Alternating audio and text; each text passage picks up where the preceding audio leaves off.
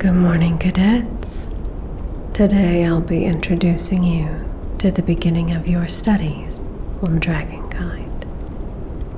We'll be hitting all the main points, but won't be delving too deep into any of them. Consider this your introductory course to what you'll be learning in this class. But it is by no means exhaustive.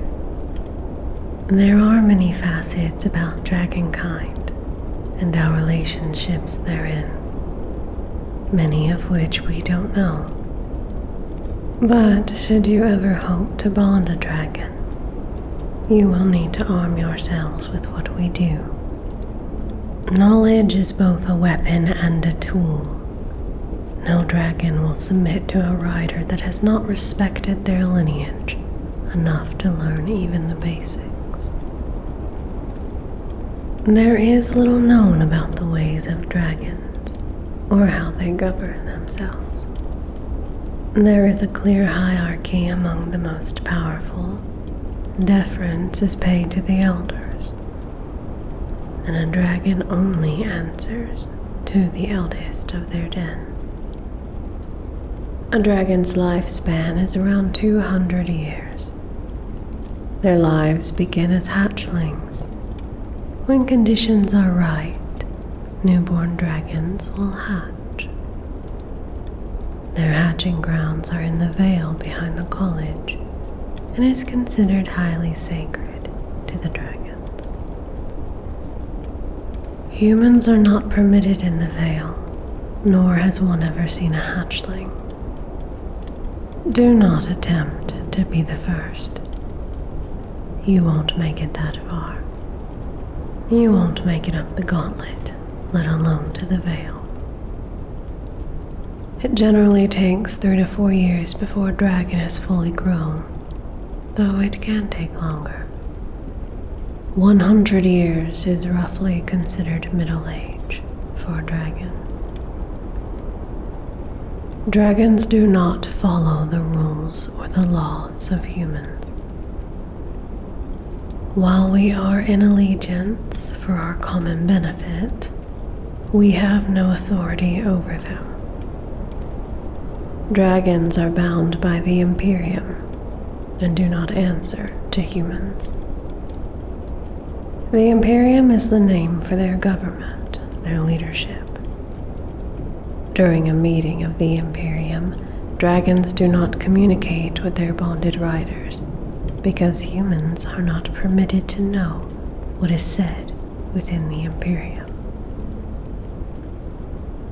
The exact details of the laws of the Imperium and the way dragons govern themselves is unknown.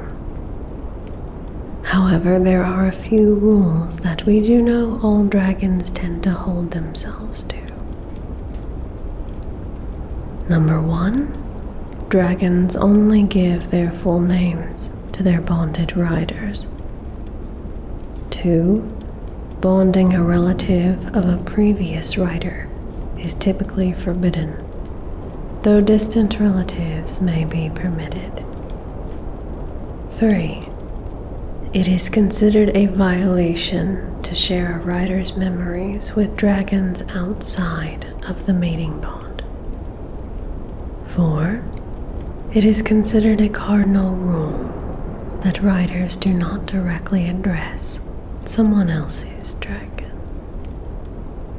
Dragons do not kill other dragons unless it is in defense of one's life or the life of their bonded rider.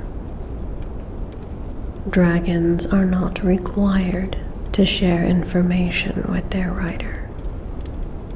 And lastly, a dragon that defies an Imperium ruling may be subject to punishment. When it comes to the bond between a dragon and a rider, the decision rests entirely on the dragon. They choose for reasons they don't see fit to share with us, though the ceremony is the same. If a dragon has chosen you, it will be known at threshing. You will be able to communicate telepathically, and you will receive the dragon relic, where the dragon uses their power to mark the skin of their bonded rider, typically in the shape of the dragon who's gifted it. But be warned, just because you make it to threshing does not guarantee you'll become a rider. Fewer and fewer dragons are choosing to bond every year, though we're unsure of the reasons. Dragons and humans formed their alliance out of mutual benefit. Bonding with humans gave humans the ability to develop signets, magic that can be used to power wards all around the country that protects our empire from our enemies, as well as protects the Vale from griffins, the named enemies of the dragons. Signets are the result of unique chemistry between rider and dragon, and usually say more about the rider than the dragon. The stronger the bond and the more powerful the dragon, the stronger the signet. These manifest after a rider has bonded a dragon, and when the dragon deems the rider ready. The dragon will begin channeling their power through the rider, which the rider will use to fuel their ability. It will also give the rider access to lesser magics as well.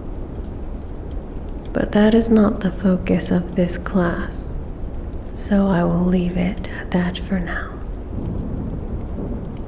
Now there are several different colors and breeds of dragonkind, and between all of them various combinations are possible. At one time the breeds, or the dens as they are referred, were more separated, but dragons have since united themselves into a more centralized faction within the valley behind the college. Since their unification, dragons have been bred displaying characteristics of multiple dens. While it was once more uncommon to mate outside of their own dens, since their unification it's not quite so rare. But there is something you must understand about mated dragons. There is no bond that exists stronger than that between two mated dragons. It goes beyond the depth of human love or adoration to a primal, undeniable requirement for proximity. One cannot survive without the other. Once mated, dragons mate for life, and they cannot be separated for long, or their health diminishes. It is for this reason that if mated dragons choose to bear riders, both will bond to cadets in the same year. That way they can graduate in the same year and be assigned to a post together. These pairs cannot be separated. Not that anyone would dare try. Although dragons do have varying characteristics between them, there are some things they do have in common. All dragons have semi-translucent wings, with chest scales that ripple with movement and razor-sharp talons. The tip of the wing joint is crowned by a single fierce talon. Should you be fortunate or unfortunate enough to get so close to one, you will make note that their teeth alone can be nearly the size of a full-grown man. The two main variations amongst dragons that you will notice right away has to do with their color and their tails. Each of the original 6 dens are defined by their color: black, blue, green, orange, red, and brown. The tail shape is breed defining, but a dragon from any den can possess any shape in their tail. There are 5 shapes that they can take, each one a deadly weapon in the dragon's arsenal. These tails possess knife-like spikes at the tip that can easily disembowel an enemy with a single flick. Second, the scorpion tail. Similar in structure to the dagger tail, these also possess many sharp protrusions, though more similar to thorns than daggers. However, the real damage from these tails comes from the poison these barbs secrete. A single drop would kill you, and they possess it in spades. Next, the sword tail, in which the tail tapers to a blade-like point, just as sharp and deadly as the name suggests. These tails easily slice through armor and can be maneuvered with gruesome grace and swiftness. Club tails are incredibly thick, dense tails made for the purpose of bludgeoning, crushing, smashing.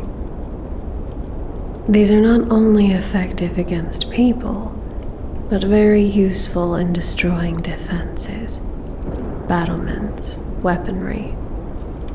These tails have the power to crash through stone as easily if it were straw. Lastly, the morning star tail. These are considered to be the deadliest of breeds. Long tails that shape into thick spherical points. They possess the same bludgeoning power of the club tails, but they also possess a number of spikes at the sphere of their tails. Spikes that can eviscerate as easily as any dagger tail. And before anyone asks, yes, there is the 6th type, the feather tail.